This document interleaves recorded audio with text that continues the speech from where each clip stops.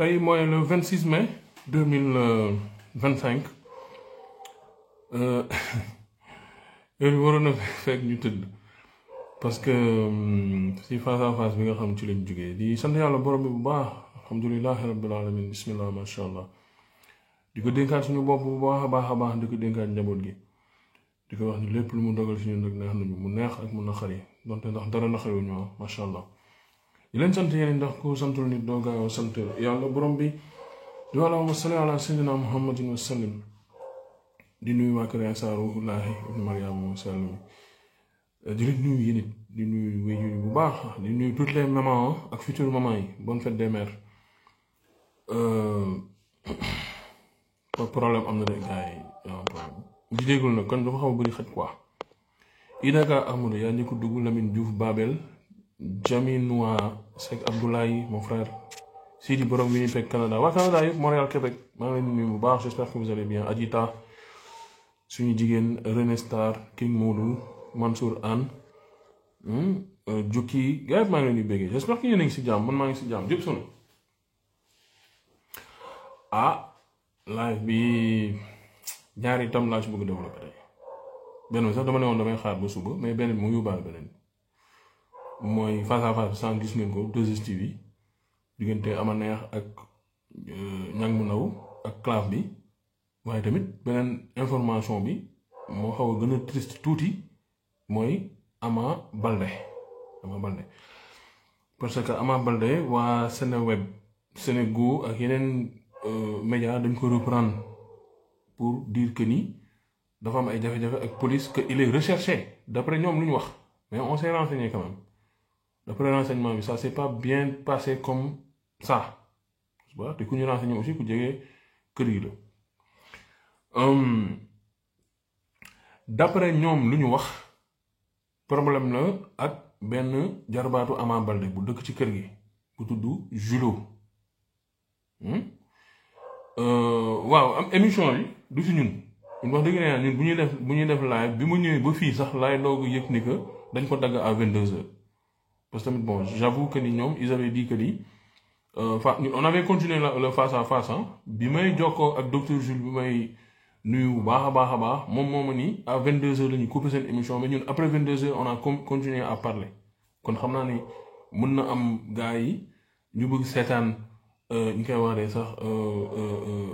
l'intégralité mais après li ci des bëriwul woon li ci des je pense que c'était peut-être des 10 minutes 15 minutes ay tàggatoo la woon un peu plus c'est ça mais ñaamu daw am na doole de purée tomate explosion bombe nucléaire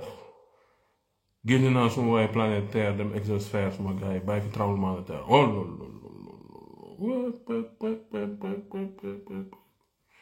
non gars yi man mbër duma gaaw yéem de mais ñaamu ndaw dafa am doole booy bi masha allah booy bi est-ce que sañ naa wax moo ëpp doole ama neex ndax sañ naa ko wax ama neex mi ngi ci état mais ñang bu ndaw te bëgg na combat bi tey nag may naa foofu benn peew firwaal yooyu peew foofu mu xoti quoi xon xat quoi nga am doole purée de tomate non ça c'est une patate chaude quoi ma ñëw ci Ama Baldé d'après ñoom lu ñu wax ak man renseignement yi nga xamante ni ci laa am mooy dafa am benn boy bu tudd Julo jarbaatu merci Mansour Anne merci Papis merci jërëjëf merci gis naa message yëpp Julo jarbaatu Ama Baldé la xaw na gëj ci kër gi Julo rakku Jacob Baldé la xam nga man du ma ñëw fii taal sama live aussi di wax n'importe quoi on se renseigne un tout petit peu dina xaw a am tuuti voilà 2% de mensonge c'est acceptable bref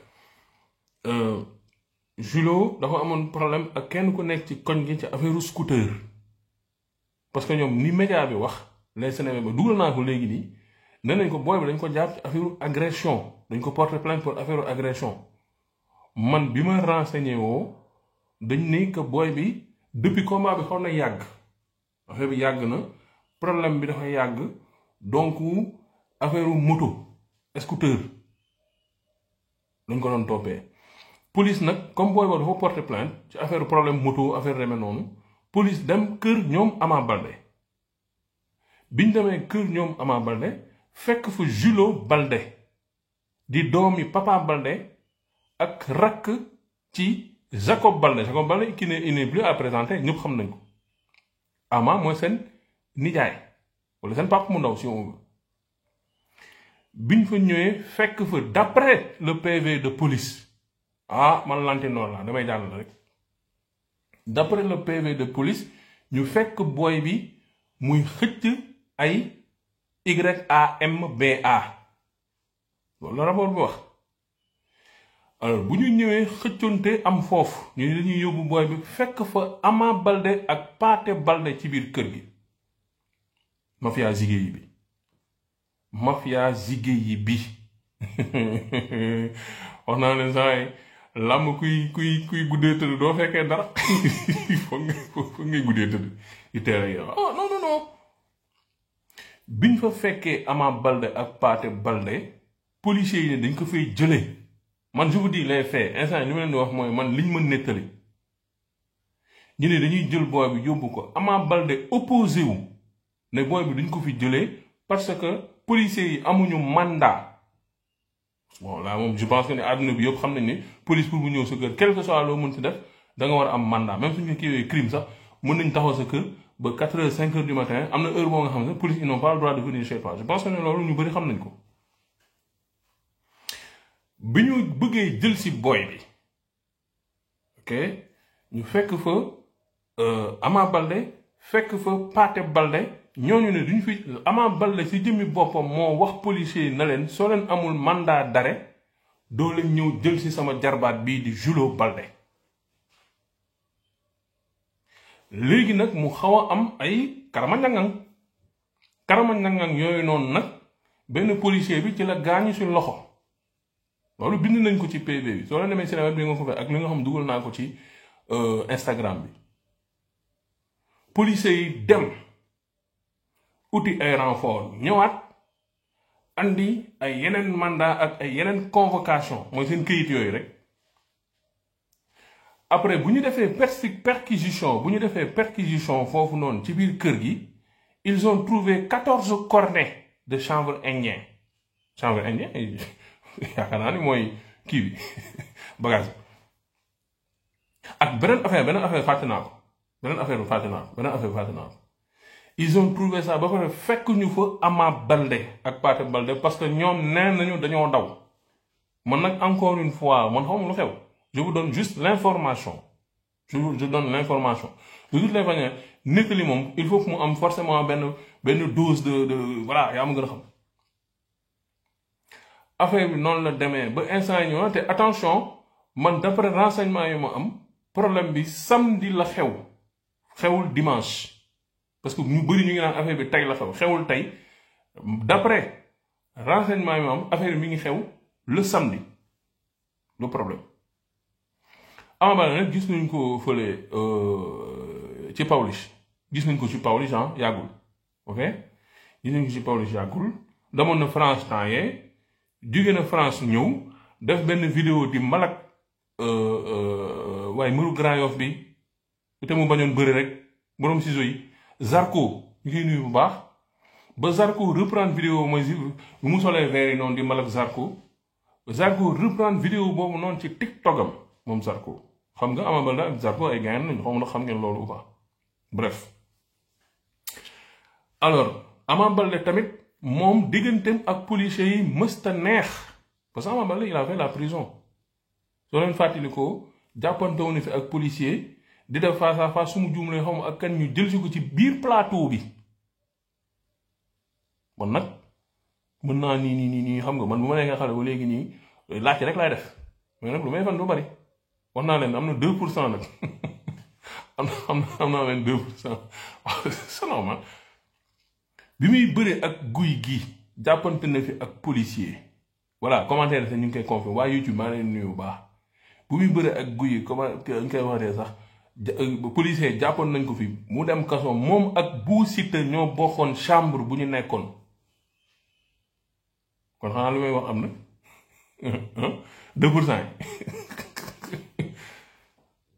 mu amaat beneen problème xaw ma lan la woon loolu dafa na fi vidéo xaw ma combat kan la woon voilà biir Pikine am na benn booy mu amoon problème vous vous rappelez loolu yàggul naa est-ce que du woon daaw ak yooyu boobu mi ngi fekk Ama Baldé France mu def vidéo naqarlu bref digganteem ak police mësta neex moom diggante ak police je sais pas c'est quoi son problème avec la police man xaw ma man je raconte juste les faits en tout cas ak lu mu mënti demee mafia 2% bi yëpp ñu ngi leen di nuyu mafia jigéen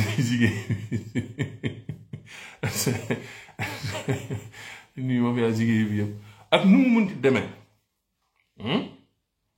mooy heureusement ou malheureusement il n'est pas directement impliqué Ama Baldé mais comme moom dafa xaw a am ay antécédents ak police ak tam maanaam dafa ñëw def opposition même su fekkente ni aussi d'après ni ma ko comprendre aussi musuma naaroo laa mais police su doon ñëw sama kër aussi mënul ñëw foofu dugg foofu tamit nañu waxante dëgg il va falloir que mu am au moins minimum benn mandat d'arrêt loolu moom je pense que ni dans le monde entier loolu moom mooy yoon léegi est-ce que dafa daw loolu nag laa bëgg gëstu ba xam ko est-ce que Ama Baldé dafa parce que Ama mënu fa daw man noonu nañu waxtaan aussi kii di Ama Baldé kii di Pathé Baldé bokk nañu suñu gën a siiw ci Sénégal fu ñu daw jëm fan lañ daw jëm man nag nekkuma fii pour contredire police pour wax li police loolu lañ wax pour contredire Ama Baldé non man je donne les informations après yéen seen xel na leen may de toute façon suba dinañ ñëwaat ak développement yu gën a yaatu comme ça ñu gën ci am lu leer waaye tamit je pense que ne c'était pas le moment waaw je pense que nii dama yaakaar ni du moment bii nii quoi la war a am ay jafe-jafe premièrement temps yi yëpp da ngay dégg déjà jarbaatam mi di Pokola barki démb lañ ko tëj kaso ci affaire comment ça s'appelle police wala loolu am na non loolu am na fii yu jàpp xaw ma 1 mois lañ ko tëj xaw ma genre affaire yooyu noonu deuxièmement Pathé Baldé bu mu jugee kaso yàggul voilà ci combat Modou Lo bi ci la génn Modou Lo Ama Baldé ci la génn après suñu déggaatee ñu dégg ay julo ay lii ay là à un moment donné aussi écoute c'est un peu compliqué parce que c'est comme si voilà en fait ils n'ont pas bonne figure je pense que ni diggante police u Pikine ak la famille Baldé warul neex yooyu noonu parce que policiers en général soo defee benn affaire une fois mën nañ bàyyi mu jàll mais soo ko defee dafa defaat chaque fois sa tour nekk foofu noonu ça fait pas belle image beneen bi ci topp aussi mooy man leer na ma ni il va se rendre ou pas mais que parce que policier bi aussi dafa déposer un comment on appelle ça ITT affaire bi nu mu tudd jàppale leen ma certificat médical comme certificat médical daanaka dafa xew am na lu mu déposer en tout cas 7 jours yoo nga xamante ne nii nee na gaañu loolu lañ fa gaañ parce que tamit Ama Baldé mbër la dafa am doole aussi dégg naa jàppante am na foofu moom parce que jàppante am na foofu ci biir kër gi jàppante am na foofu ba ñu fekk fa ay bagages di dem ñëw andi seen renfort fekk ñu fa Ama Baldé bon bref cette famille ci jamono jii ñu nekk nii pour man soxlawuñu coow ndax indisponibilité temporaire de travail ITT merci beaucoup loolu bi Pokola génn yàggul ñëpp ñaanal ko ñëpp ne c'est la première fois boobu dafa juum et patati et patata kon pour man foofu la Ama Baldé defee erreur waaye tamit je pense pas que ni affaire bi ça va être quelque chose de grave boo nga xamante ni dañ koy yóbbu ay prison je ne pense pas personnellement sama ultime conviction li ma foog ba yaakaar ba gëm ko ne ça peut se régler peut-être à l'amiable n'est-ce pas parce que bon c'est pas n'importe qui su demee peut-être présenter des excuses et tout tu vois bon 7 jours ak waa ji nu mu gaañu bu mu am man xaw ma dañ ko jam xaw ma dañu damm loxo bi man vraiment loolu moom mënuma ci sori mais information moo nekk noonu suba dinañ ko topp bien sûr ñu andi leen ay information yu tàng jër yoo nga xamante ni n'est-ce pas bon est-ce que amoon nañu mandat il paraît que d'après Ama Baldé amuñu mandat par contre le gosse tu vois moom il est toujours xaw ma dañ ko jàpp yóbbu ko là fàtte naa le Julo là qui est le petit frère de Jacob Baldé qui n'est pas tellement connu hein, parce que du mbër su ma juumalee du mbër biñ fa ñëwaatee xam nga wax naa leen nañ jàppante ak Ama Baldé ñu dem parce que bu ñuy jàppante dañu bëggoon yóbbu booy bi Ama ne doo leen ko fi yóbbee parce que amu leen mandat bi gars yi demee andiwaat seen mandat andiwaat seen renfort booy bi say na de booy bi dem na donc ni le gosse n'avait été retrouvé jusqu'aux dernières nouvelles événement bi samedi la xew ni Ama Baldé ni Pathé Baldé tamit loolu de toutes les manières c'est sûr et certain que ne demain lundi inshallah dinañ ci am lu leer nañ docteur Jules su fekkente ne mi ngi ci live du ma seetaan su mënee dugg benn 5 minutes bon tu sais nos policiers aussi hein tu sais man j'aime pas trop les critiquer parce que vraiment su ma nekkee di def face à face comme ça à la 2STV vraiment dañuy ñëw saafonte ma ak ñoom vraiment c'est des gens qui sont corrects hein donc comme fekkee mo aussi Pathé mi ngi ci buntu kër gi voilà loolu xaar Abdoulaye Seck nee na Pathé mi ngi ci buntu kër gi Pathé Baldé mi ngi ci buntu kër Dev ñoom Ama Baldé Dev police Pikine kenn du seetaan ñuy yóbbu sa mbokk Ahmed Taya leçon la Ahmed Taya moom mooy problème booy boobu amoon problème je crois ci police Pikine ba est-ce qu'il n'est pas mort je me rappelle amoon na problème bu amoon foofu en Pikine ah je me rappelle très bien de cette affaire loolu yàggul docteur soo fi nekkee nga may ñu benn 5 minutes n'est-ce pas may ñu benn 5 minutes alors li ma waxoon sànq la laay waxaat man du ma ne feebar na wala feebaru parce que nag ils l'ont tu as vu hein Ahmed Taya ils l'ont assassiné alors il faut préciser que police convocation lañ doon andi fekk booy bi di tuux yàbba donc c'est normal mu interpeller waaw booy bi dafa ñëw ak convocation mais nag je ne maîtrise pas les choses parce que man ni ma xamoon ci convocation mooy chef de quartier moo koy joxe léegi pour jël si nit est-ce que police moo ko war a dem vraiment man tamit bëgg moom wax loo nga xamante ni wóoruma docteur ñu ngi lay nuyu waa mbaa yaa ngi si jàmm mon très cher Momar maa ngi accepté sa demande sinon nga envoyé ma demande ci suuf moo nani maa ngi lay fay def di la jox sa wàccuwaay bu baax di nuyu gars yi lay seetaan yëpp Adjita maa ngi lay ziar bu baax a baax di la béggee di la jox sa wàccuwaay. jërëjëf docteur nag amul jot man vraiment maa sàkku live bi nii donc Momar soo mënee bind ci suuf rek n'importe quoi comme ça ma jël la parce que à part de kii bi jàllul quoi global auto maa ngi lay nuyu bu baax Amina Silla maa ngi lay nuyu bu baax docteur bëggoon naa sa xalaat ci ñaari kii n'est-ce pas parce que guddi na ci suba da nga war a xëy l'information sur Ama Baldé je pense que ni yëpp nga ko lan moo ci sa xalaat après très rapidement nga may ñu aussi ci face à face bi diggante Ama Neex ak Niang bu Ndaw. waaw Dave j'ai reçu les informations comme ni nga ko ñëpp gisee ah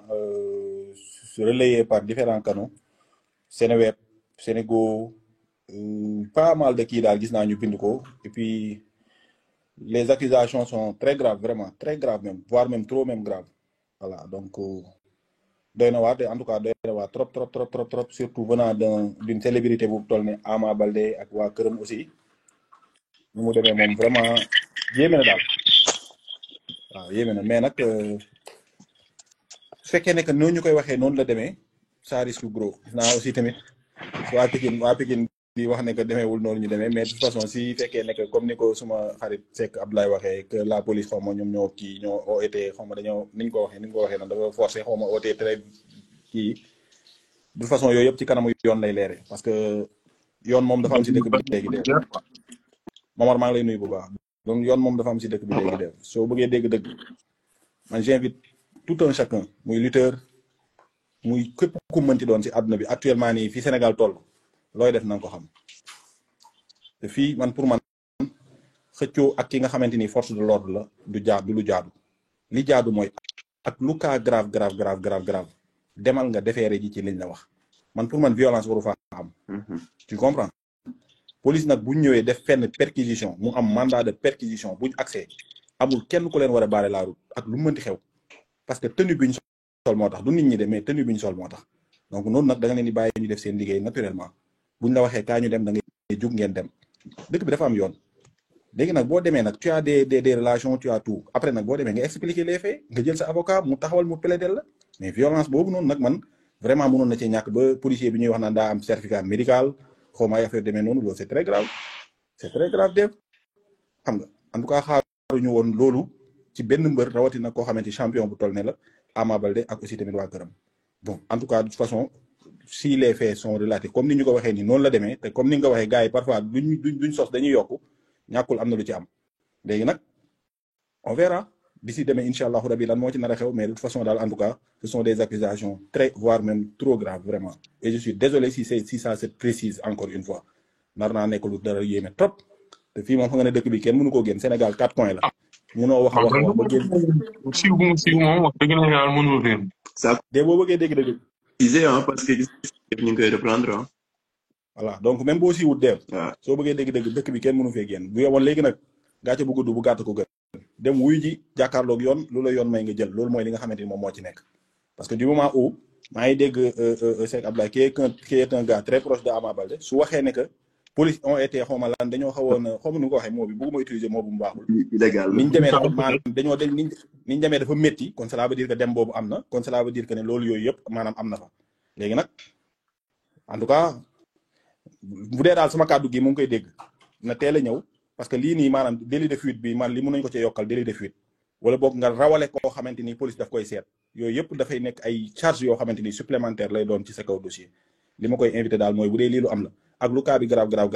ñëw moo gën ci moom daw parce que mënoo daw éternellement fii nga dëkk sa njaboot ak sa ñëpp a ngi fi loolu daal laa ciy wax en tout cas dégg ok très bien alors tey live du yàgg on va juste se concentrer sur l'affaire Ama Baldé pour rappel ñi nga xamante ne dañoo dap live bi on a eu l'information comme quoi que il est recherché à la police suite à une affaire concernant son neveu bi Julo la tudd xam nga nag mbër la du mbër moom loolu xam nga dara mais xam naa ni booy bi affaire scooter lañ ko doon affaire bi yàgg na ci koñam la amee woon problème scooter léegi borom scooter bi dafa nekk saa waaye dafa sàcc scooter am wala du genre mu porté ko plainte police dem foofu pour jëli booy bi xam nga yóbbul ko convocation fekk booy bi mu nekk di tux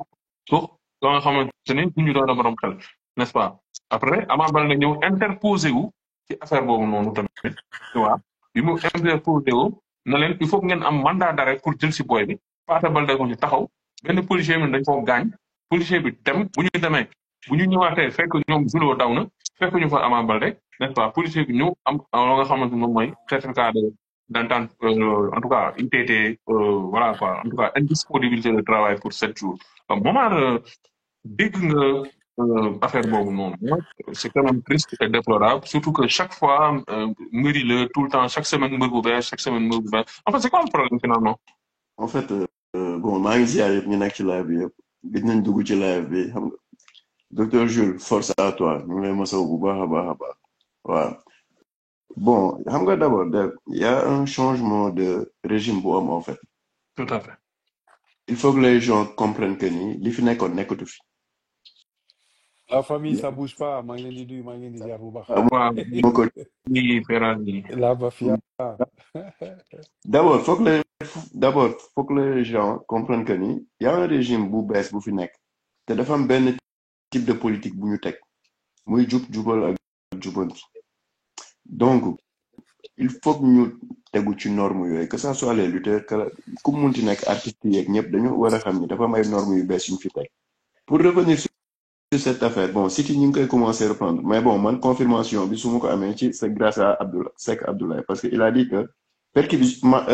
dem bi am na policiers yi dem kër ñoom Ama Baldé bi am na d'accord buñ fa demee su fekkee amuñu mandat de perquisition wala mandat bi ñu war a jël see booy bi ça leur donne pas le droit de faire obstruction ci policiers yi def coow li loolu su mu dégg ku xeex ak policier lu metti ci yow lu metti après si yow lay jóge tout à fait ku xeex ak policier wala nga def obstruction policier bi après liy metti si yow lay jóge ñoom war nañ ci am expérience bi récemment gis nañ fi Pokola seen kër absolument gis nañ fi booy ñang baalo te Ama Baldé c'est quelqu'un en fait nit ku responsable la nit ku mature la et puis c'est quelqu'un réellement su fekkee ni bon nekku fi dafa du ma ni dafa daw mais su fekkee ni il est activement recherché li gën mooy na dem wuyu ji parce que Ama Baldé responsable la Ama Baldé c'est quelqu'un si monde de la lutte bi même bu génnee si monde de la lutte bi moom papa la Sénégal ñëpp ko xam effectivement. ñëpp ko xam su fekkee ni il est activement recherché na Ama dem wuyu ji mooy gën a yomb bu ñu duggee si affaire da dem nëbbatu wala dóor daaxee wala affaire yooyu noonu après day gën a compliqué ci moom rek vraiment day gën a compliqué su fekkee ne daal ni ñuy dégg comme li docteur wax et puis que il est activement recherché comme ni ko site yi bindee dañuy répété site yi di ñu bind ñun moom la ñu relaté waxuñu suñu xalaatu bopp waxuñoo ko fekkee li site yi bind moom la ñuy relaté su fekkee ni comme ils l'ont dit il est activement recherché moom na dem jël paate jël julo ñu dem wuyu ñu toog bon man sama gis-gis loolu la quoi li damay rejoindre docteur sama gis-gis loolu la parce que c'est quelqu'un qui est respecté et respecte ku ñu respecté la ci dëkk bi quoi na dem wuyu ji mu jeex ñu régler affaire bi waaw ñun monde làmb ñaan yàlla mu def si ndox mu sedd guy ku nekk nekkaat say occupation dama fàttaliku benn affaire parce que loolu j'ai été témoin de ça fële Montréal comme le Sénégal comment ça marche mais su fekkente ni c'est des cas graves par exemple affaire du terrorisme affaire du meurtre affaire du en tout cas des crimes quoi pour faire simple nga xamante ne par exemple maanaam soit mooy ñëw tu vois nga xamante ne genre GIGN affaire yooyu ñoom ñooy ñëw loolu ils n'ont pas besoin de perquisition ils vont venir forcer la porte loolu moom j'ai été témoin de ça fekkee naa foo nga xamante ne nii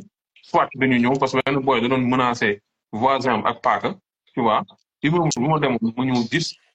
waa soit dama tiit sax bu mu duggee gars yi ils étaient très impressionnants tu vois mais après bi ma laajte ñoom ñoom ay en tout cas tout ce qui est drogue les affaires yu grave ñoom ils n'ont pas besoin de perquisition léegi nag je pense ndax affaire yu yàmbaa ci la bokk ba vraiment loolu xaw ma ci dara alors Père Al ñu ngi nuyu bu baax j'espère que tu vas bien maa ngi docteur après sant xam naa dinaa ko yàlla jël mu bu baax. wax na ci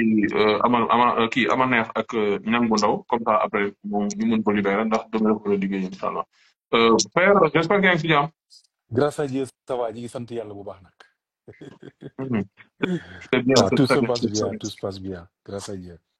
Alors, il y a une nouvelle bu ñu dab léegi ah c'est pas quand même une bonne nouvelle par rapport ak Ama Baldé je pense que dégg nga ko lan nga ci mën a wax. bon xam nga loolu man li ma ci mën a wax bariwul mais peut-être conseil rek la ñuy joxe pour je pense que ni dañu nekk ci réew moo xamante ni tey dafa am loo xam ne dafay am mooy le respect des hommes de tenue. homme de tenue ku mu mënti doon je pense que ni ku ñuy waxal je pense que ni war nga mën a taxaw dégg leen bàyyil nga bàyyil ba keroog ngay gis leneen wala ba keroog ngay àgg ak foofu ñoom foo xamante ni bu ñu defee loo xam ne war a def ñu déglu la déglu leen mais képp koo xam ne yaa ngi xëccoog policier muy wax ngay tontu sincèrement du lu ñuy rafetlu du ñun sénégalais boog lu ñu xam du dëgg le respect un homme de tenue daal comme ci mënti doon dañ koy jox cëram respecté ko du dëgg bu ñëwee sa kër je pense pas que ni policiers yi am nañu matadi bu toll ni que ni di ñëw ci kër jàmbur di jël si nit te amuñu kayit bi tax buy wane ni ñoom dañoo ñëw jël si kooku comme ci mënti doon nit boo mënti doon tey je pense que ni si on a des raisons gardées xel mayul nit ñëw policier yi ñëw di def liggéeyam ngay interposé wu ci li muy def rafetlu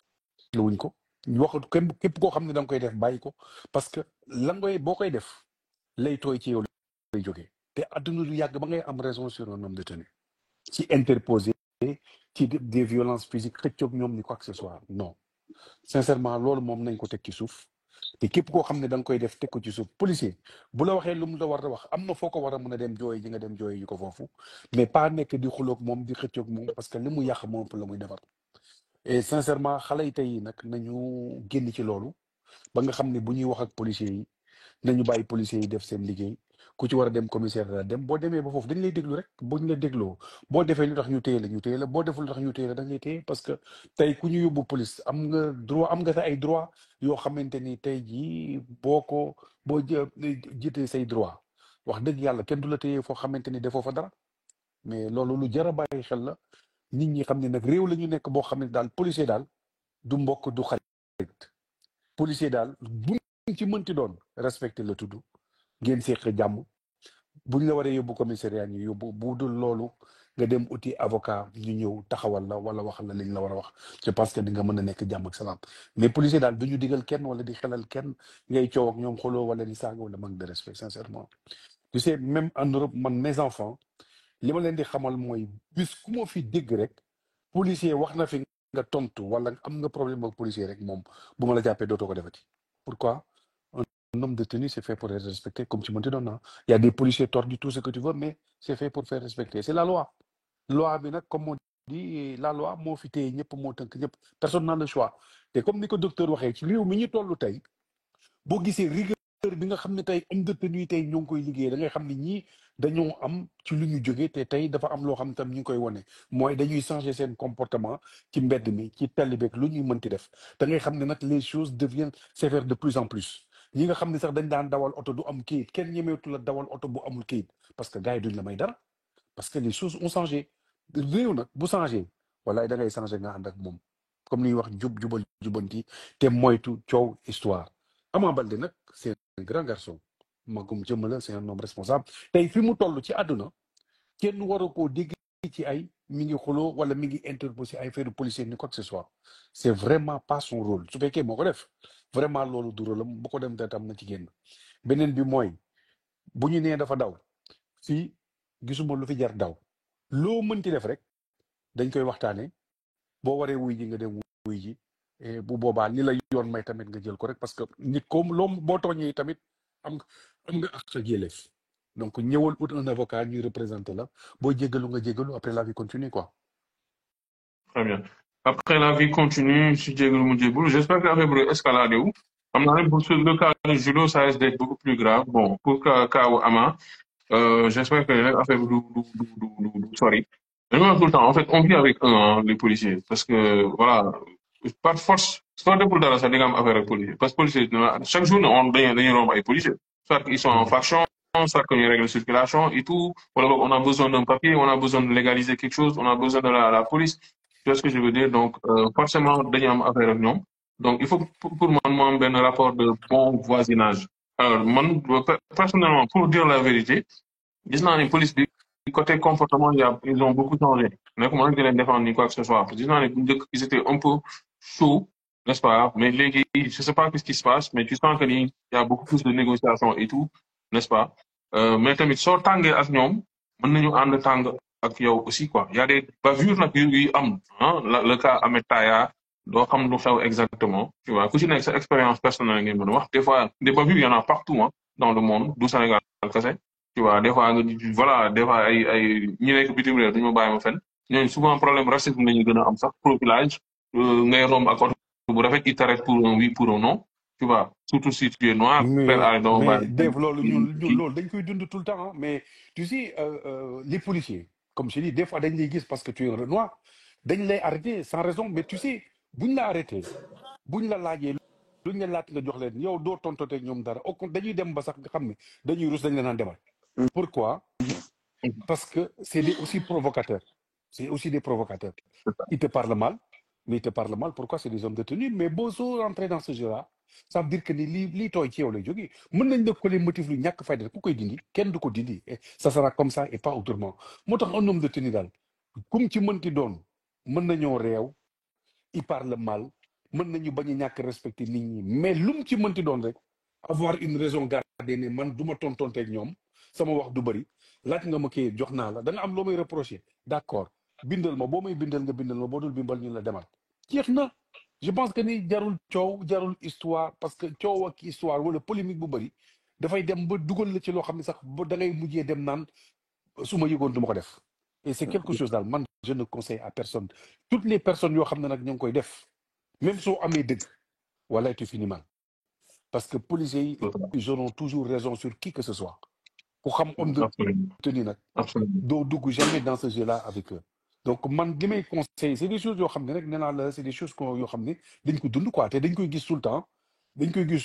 lii xew entre policiers yi avec les jeunes da ngay gis na koo xam ne day dem ba arrivé à un moment donné day naan putain mais j'étais un con parce que sincèrement aujourd'hui je suis dans la merde pourquoi c'est parce que juste j'ai voulu jouer le bonhomme avec les policiers dañ lay yàq utal le casier lii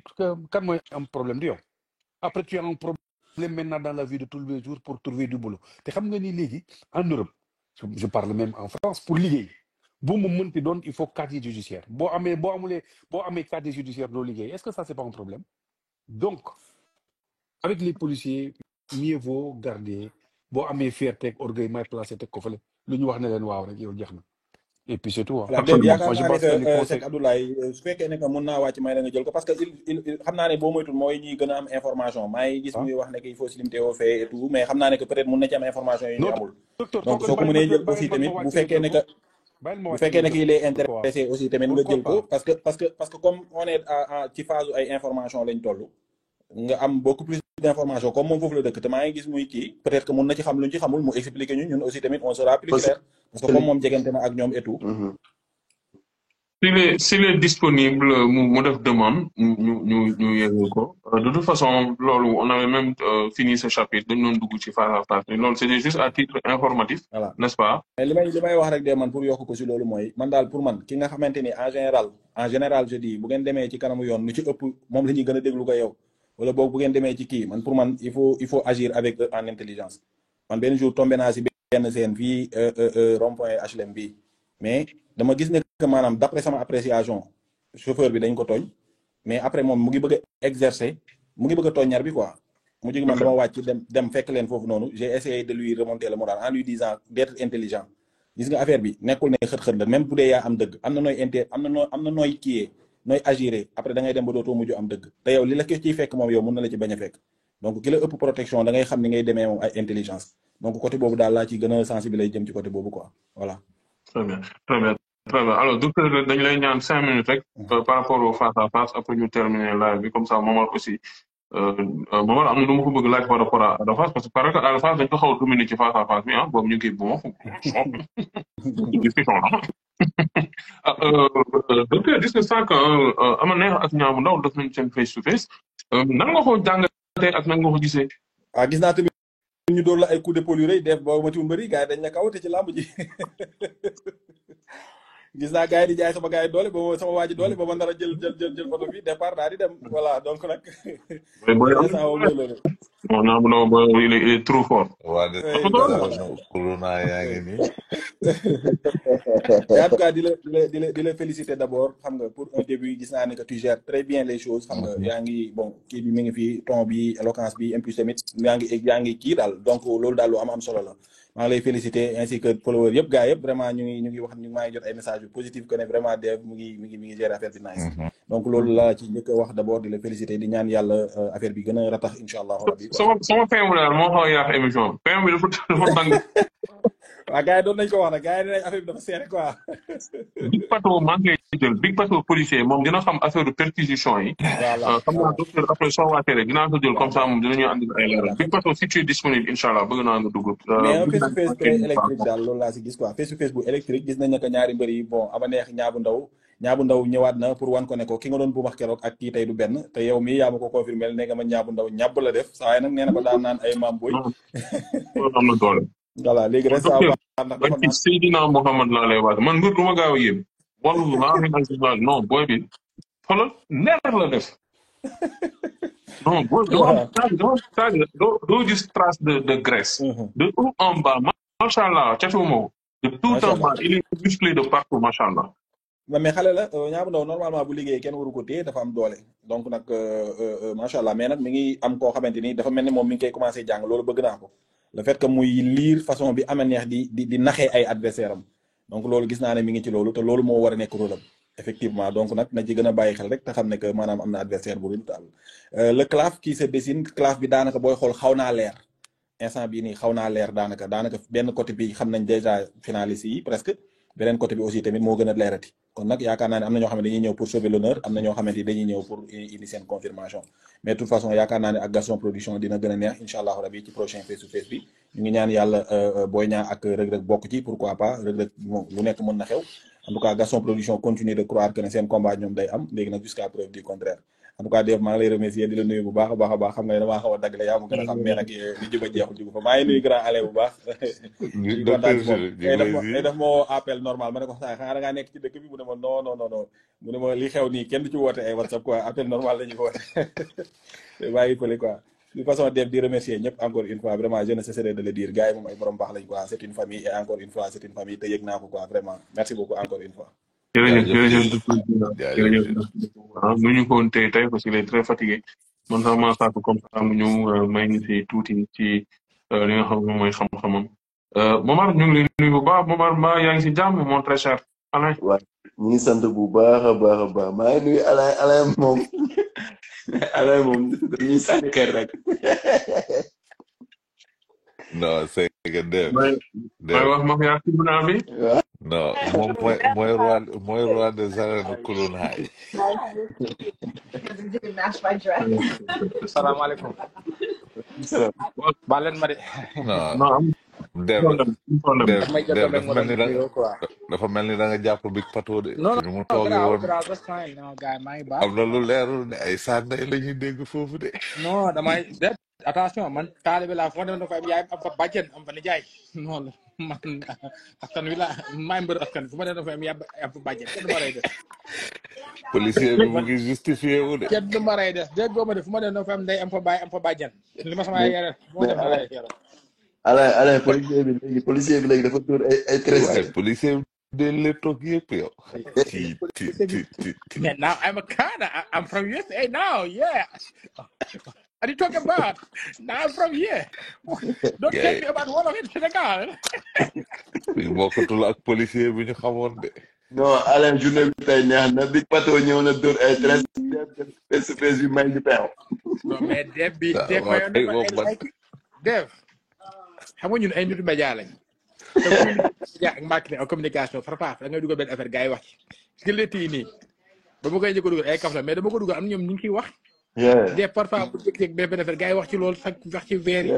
parfois nga jékki xam nga Neymar ay ñoom Beckham yàgg nañ xam marketing yàgg na ci loolu Beckham def na fi lu ne.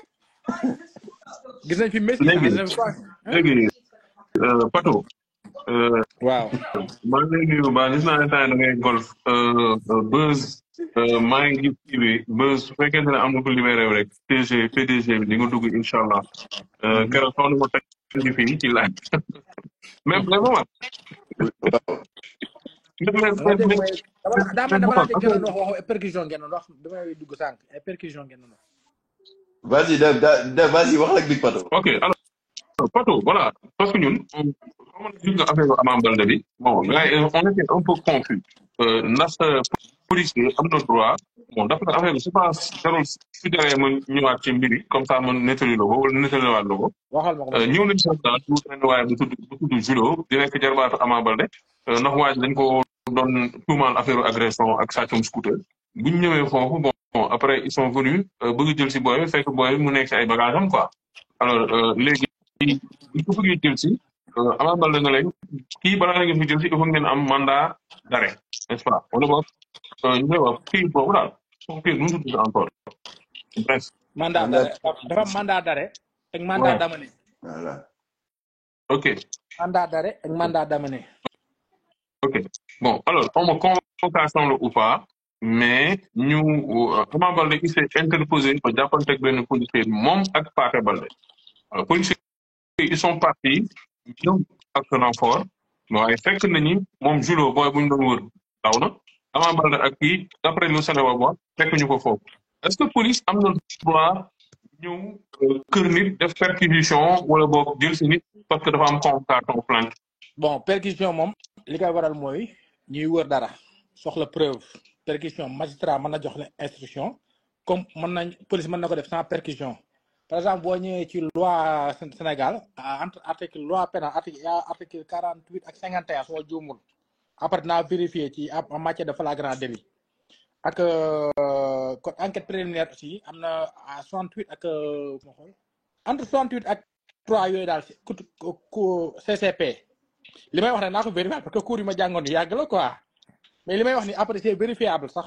su ma jumul après bu ñu demee ci net nañ ko gis mais loi yi ma ne wax noonu mooy article yooyu 48 bi ak 51 ak entre 68 ak 3 CCP su ngeen vérifier après li ngeen wax ni juriste yi dañ may déglu parce que li may wax en public laay waxee bon gëj naa xool cours yi nag mais li may wax nii juriste ñoo may déglu perquisition le policier peut le faire sur instruction du magistrat mais les policiers aussi peuvent le faire sans instruction du maître parce que par exemple en matière de flagrant délit par exemple ñu ne sàcc am na wala agression am na wala par exemple scooter la ñu wax ci cas bi nii ñu ne y a un suspect qui se trouve à Pikine ñu ne domicile c'est à Mabaldé effectivement l'officier de police judiciaire qui est bon un officier de justice mandaté par le procureur et qui travaille sur les ordres du procureur et du juge peuvent se présenter sur le lieu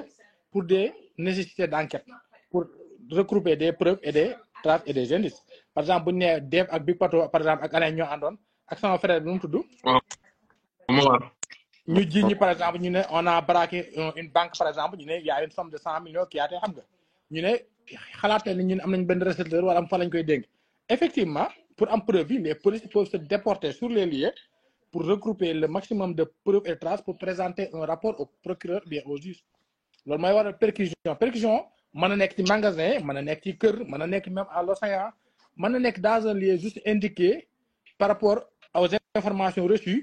pendant bi ñuy interpellé benn waay wala benn fait bu muy am c'est juste que ay information bu alkaati bi di jël wala gendarmerie bi par rapport ak Sénégal loi bi ñu dem xooli vérification yi donc loolu c'est tout à fait légal par rapport à la police et à la loi c'est des actions légales que ils n'ont pas besoin de mandat de perquisition pour dugg ci kër gi. non avec foog gars yi di dugg benn fer gis nga schéma judiciaire dafa am lu muy doxee le procureur day liggéey ak commissaire bi wala le commandant de brigade bi nekk ci gendarmerie bi avec des officiers de police judiciaire yi nga xam ne ñoom ñooy jiite brigade de recherche yi wala di def enquêtes yi pour mener des enquêtes yi nga xam ne moom la ñuy présenter procureur pour mën a def benn jugement ci benn affaire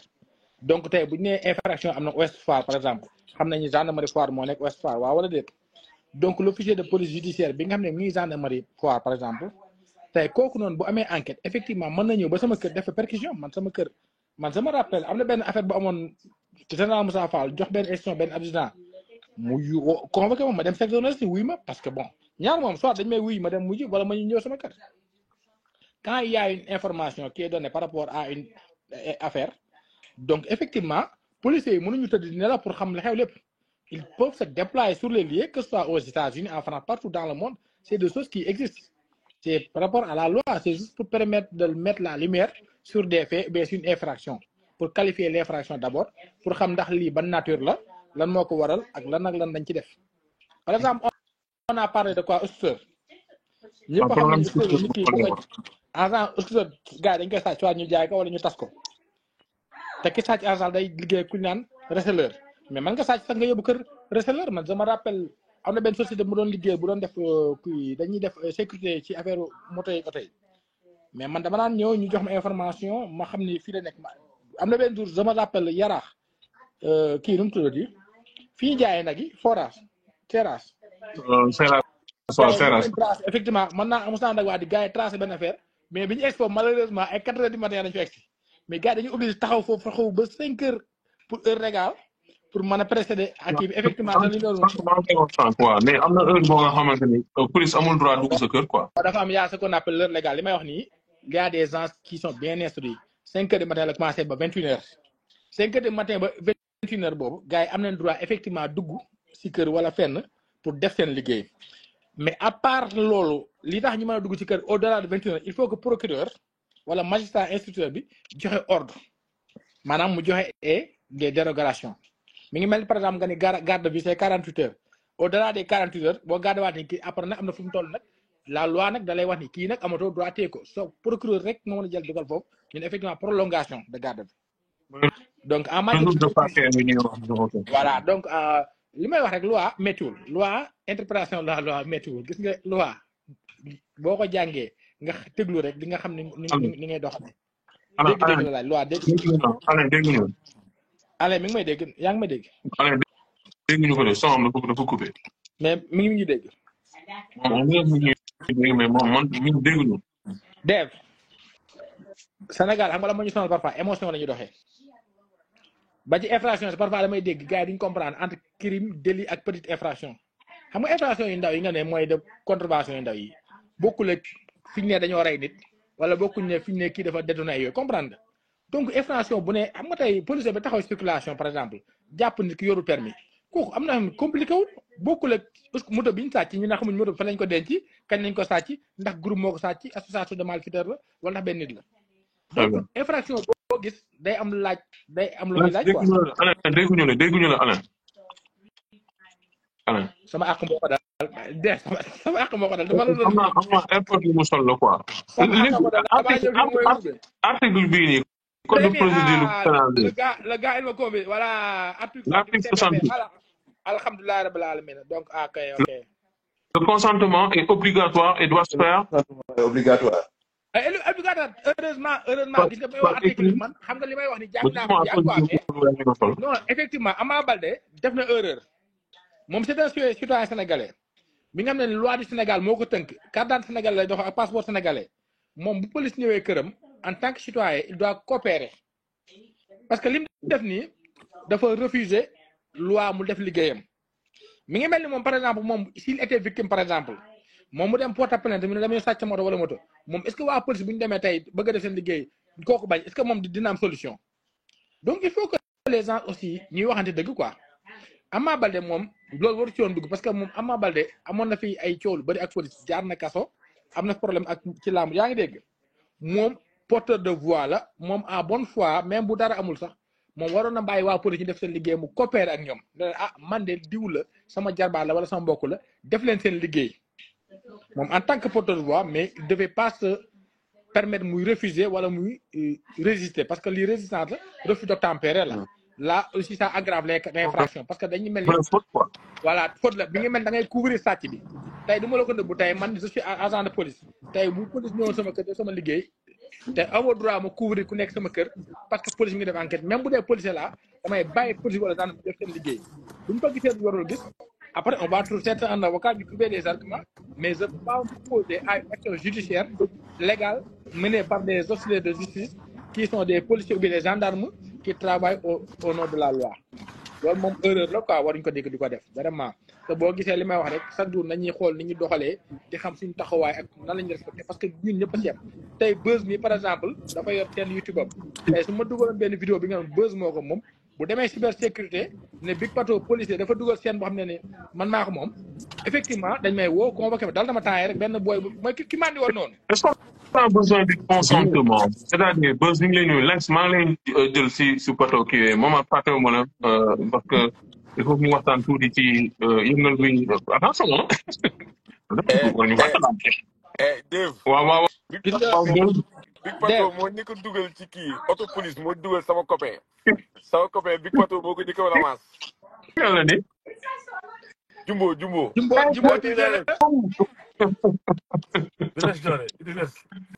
doomu day kii nga Lex Big Pato moo ko njëkk a ramas. kii jàppagu ma la kii li ko dencal. Big Pato waaw. article 68 bii ma épinglé nii nee na. bi ma koy wax xam nga kii bindagu ko. damay ñëw waaw ci la on a besoin du consentement de la personne pour perquisition am këram. musiba naa en matière de flagrant délit non en matière de flagrant délit si les agents de police se présentent avec des cartes professionnelles qui doit être faire un consentement obligatoire la moom flagrant délit la quoi moo tax parce que c'est dans c'est comme ça mi ngi mel ni nga di dem leen liggéey mais mi ngi mel tey man la defal la ay mais jox ma le téléphone tu vas demander au policier de faire son travail et tu l'interdis de faire son travail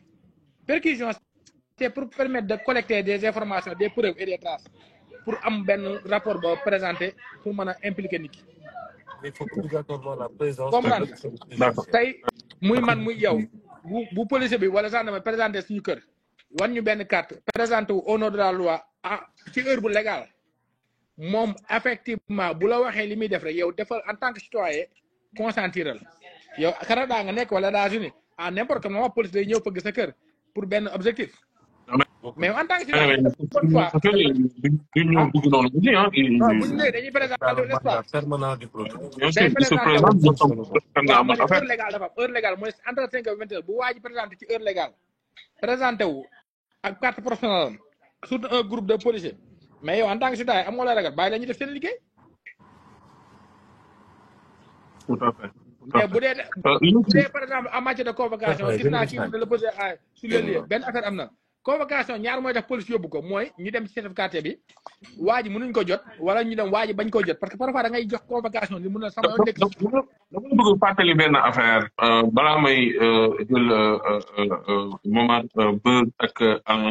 en fait problème yi ñaari problème yi ñoom dañu ñëw pour problème mu scooter ñëw ko fekk ko problème mu yàmba mu nekk un deuxième problème maanaam loolu fekk nañ ko ba taay loolu dawal moto ak bii la quoi waaw léegi nag loolu xam nga la mooy lan la loolu daa yokk xar mi karaw loolu dal nañu bëri ba taay man sama daa am na benn foo xam ne ni boobu maa ngi woon jeune policier yi quoi boobu mbañig bi nekkoon fële mu saga daal ñu am fi ñu demoon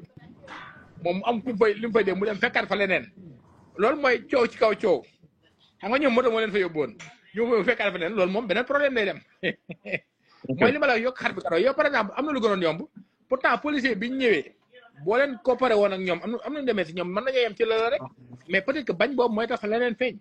mooy li ma la boo amee looy nëbbu rek am na loo lu des moo cliné si tu as la conscience tranquille amoo looy ragal dama la man police woo nañ ma barki démboo njaay rek cybersécurité mën naa la capter message bi def nañu ma si ne ma am na benn vidéo mooy waa ji mandi woon noonu xam nga léegi neen dafa soppeeku dem na cybersécurité mu ne naa dindi vidéo boobu parce que peut-être léegi dafa bëgg soppeeku yooyu mais man en tant que policier automatiquement dama dem dindi biir baal yi xam nga la moo tax c'est pour respecter la loi donte ne bi ñu koy jël c'était en direct mais dem nañ ba waa ji gis que ni conscience am léegi may ko ni mu soppeeku mu dem porter plainte police xam ni man en tant que porteur de voix dama joxe la le bon exemple damaa dindi vidéo bi ma ni ko man vidéo bi tuuti la mais je dois respecter la loi quel que soit mon non truc non ça c'est de l'autre côté Big Pato non dama war a respecter doomu aadama bi ci nitam ak léppam parce que am na droit moom mu ñëw porter plainte jërëjëf Fatou ma bàyyi la nga tàggatoo mon très cher nga nuyu waa Amérique bu baax waaw li may wax rek mooy di leen gërëm di leen sant parce que yéen a ngi yéen ñi li ngeen def yëpp c'est de la sensibilisation encore il faut que les lutteurs savent que ñoom duñ n'importe qui que les célébrités là c'est pas n'importe quoi quand tu es une star connue à travers le monde ak sport bi ñu def mooy un sport populaire la lutte waa conscience sur beaucoup de choses on l'exemple de Modou Lo de Tyson de Bombardier je pense que kenn mësul dégg non il faut savoir dire la vérité quoi Modou Lo mi ay Bombardier ay Tyson c'est des exemples à prendre dans la vie ay góor étudiant il faut que ñun tamit def ñu xam ne mbër du n'importe qui quoi ay ambassadeur lañ quoi y a des détails yoom nañ koy éviter di jàppale suñu bopp jàpp suñu waa koñ gis nga dama la jox benn exemple ma dem intervenir xam nga la moo tax yar ak tegg laay wane pour dem jàppale ko mais nañ dimbal suñu bopp quoi ñu éviter yenn détails yi ay porteur de voix duñ n'importe qui ñu xool ki ñuy fréquenté ak ni ñuy doxalee ak ni ñuy doxalee te ñuy yombalal homme de tenue seen liggéey maa ngi jéggalu nag di jéggalu ñëpp encore di wax ma gaaw jox combat MMA dama sama